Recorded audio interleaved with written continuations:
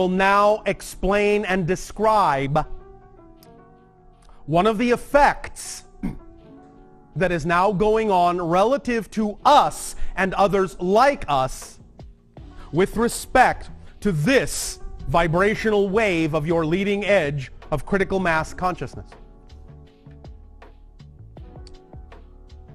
Some time ago, in terms of time as you count time, we told you that things would be speeding up, and that if you did not align yourself very rapidly with your true passion, it's not that you couldn't do it later, but that you would make it more difficult to do later because you would feel that you had to hurry up and catch up, and there would be more details for your rational mind to have to deal with and integrate in order for you to match the frequency of the now accelerating leading edge of that wave. Here is another example of what we mean by that, and why it is so important, if you wish to be true to yourself, to really let yourself go to ride that leading edge and not hang back. But again, it's up to you. But here is another effect with respect to us. You must understand, we have an agreement with your collective consciousness. In order for us to be able to interact with you in this way, in order for us to be able to impart these kinds of ideas and this kind of information to you and to share with you and discuss with you these notions, we have to abide by the vibrational agreement we have made.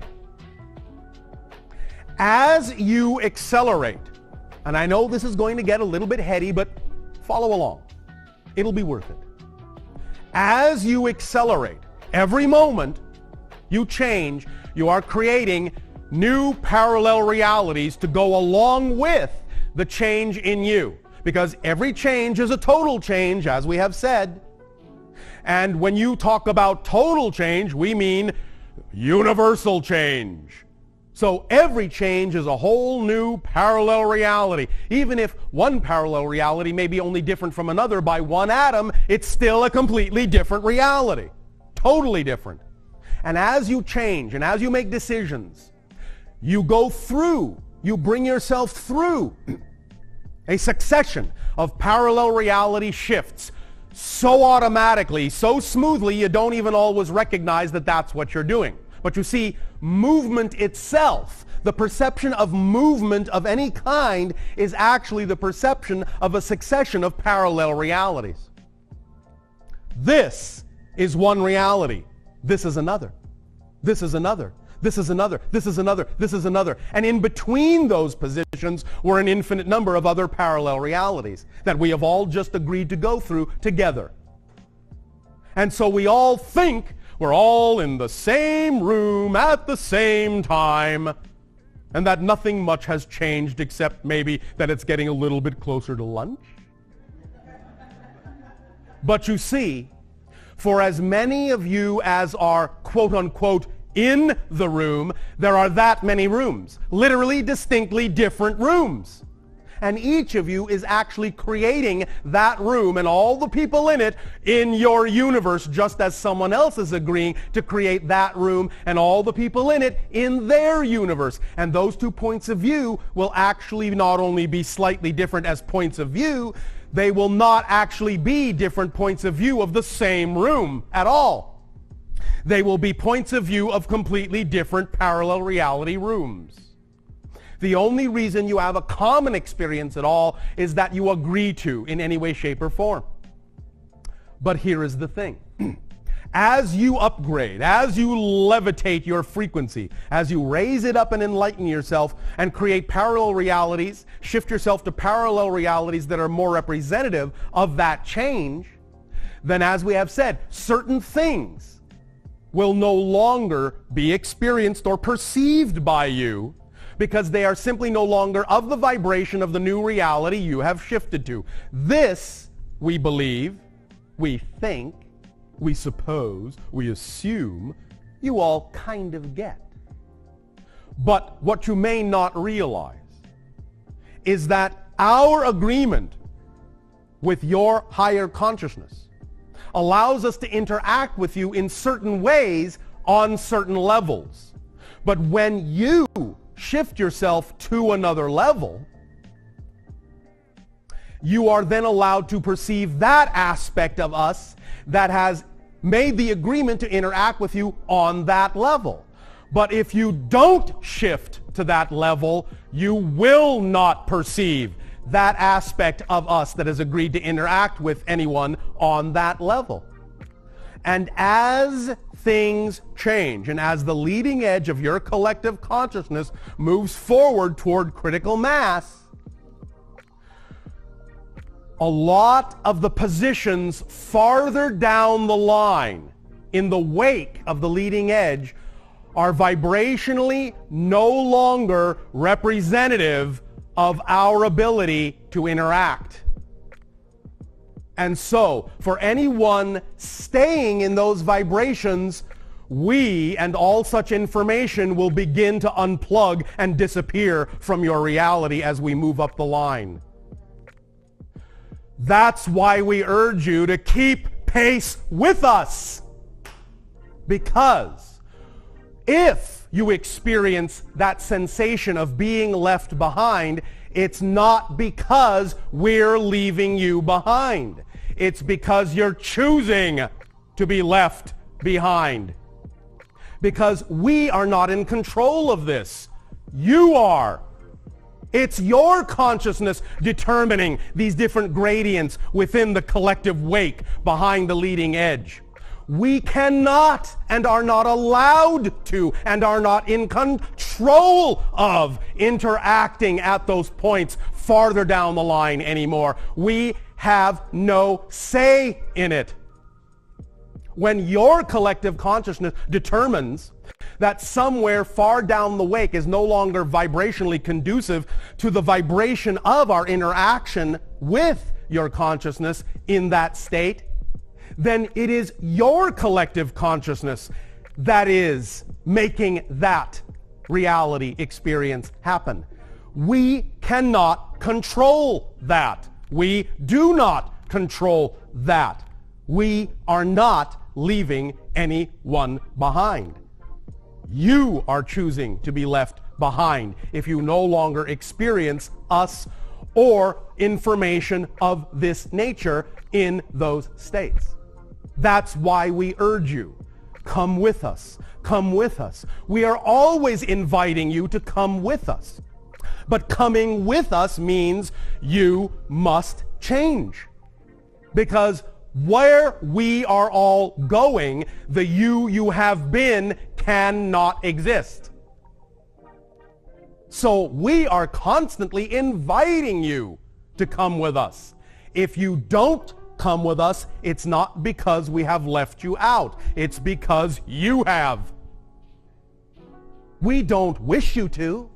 That's why we constantly invite you to change and are constantly reflecting the nature of that change so that when you pick up on it and when you match our frequency, you can change in that way and be equals with us on that level and move forward toward more and more and more and more and more crystallized realization and manifestation of contact, wherein we will then be on a similar enough vibratory level that we can simply continually interact from that point forward.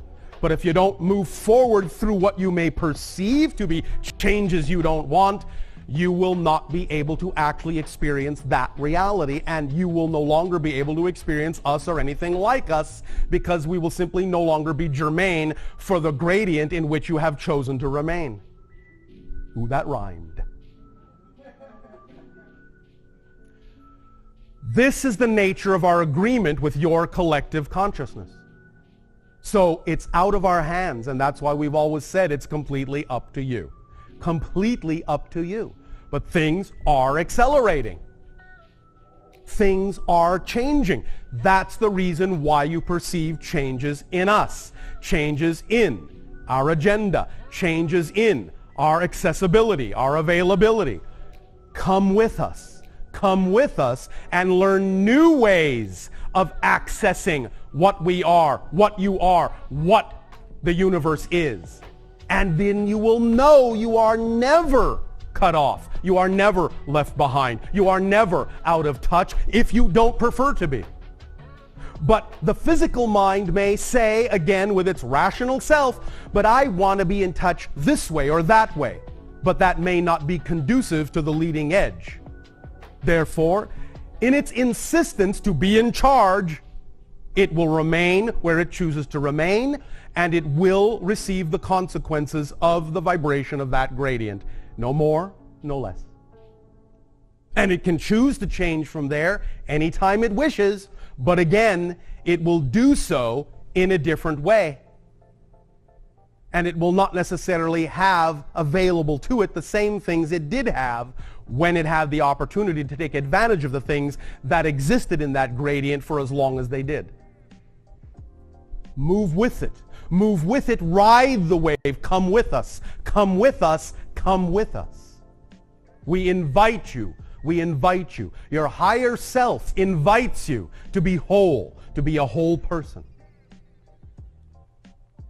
The whole secret to the secret is nothing more than just really being willing to be yourself, your full self, and act like it, and behave like it, and know that it's always in your best interests to do so. Always in your best interest to do so. Because that's the definition of being whole. The only way it would not be in your best interest is for the physical mind to make that assumption and behave as if that's true. And of course, if the physical mind believes that's true, then for the physical person, it will be true. And that will be the experience. But it doesn't have to be. It doesn't have to be, but it's in your hands. It's not in ours. We are not in charge of your collective consciousness. You are. So make up your mind where you wish to be. Remember who you are. Remember that you are equal. Let go of the reasons you are not. There is on your planet another, shall we call it, methodology, permission slip, style, technique, exercise, seminar, that discusses the issues of, again, money, as a symbol, as an idea, to discuss all these things. And it talks about the symptomologies, shall we say, the signs, the symbols that represent a certain state of being. It talks about the idea of how to recognize when you are in a state of self-victimization. The three main symptoms that it talks about are that when a person is exhibiting a state of self-victimization, they will usually do three main things. They will project blame on others for their situation. They will complain about the situation that they are in. And most paradoxically of all, they will actually justify being in that state of being. Blame, complaint, justification are the three main symptoms of self-victimization. So if your behavior exhibits these qualities, then you will know beyond a shadow of a doubt that's the state of being you are choosing to be in.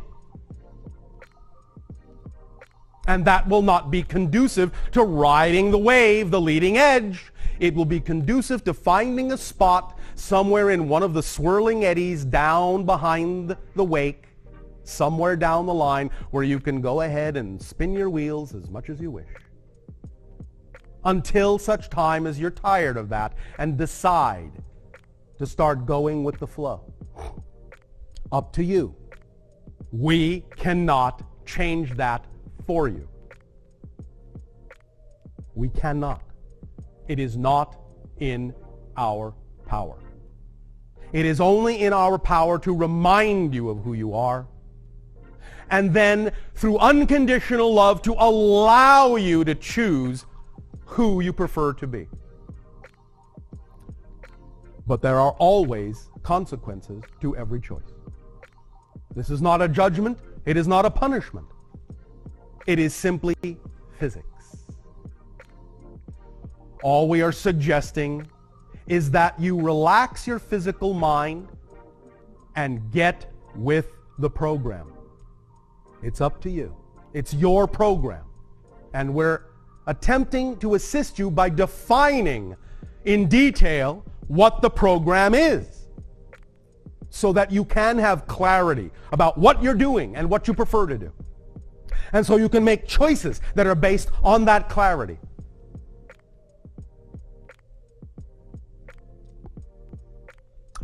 After your lunch break, we will continue to discuss the notion of the difference between circumstances and state of being, the profound difference between these two concepts, and how to use it in a way that will serve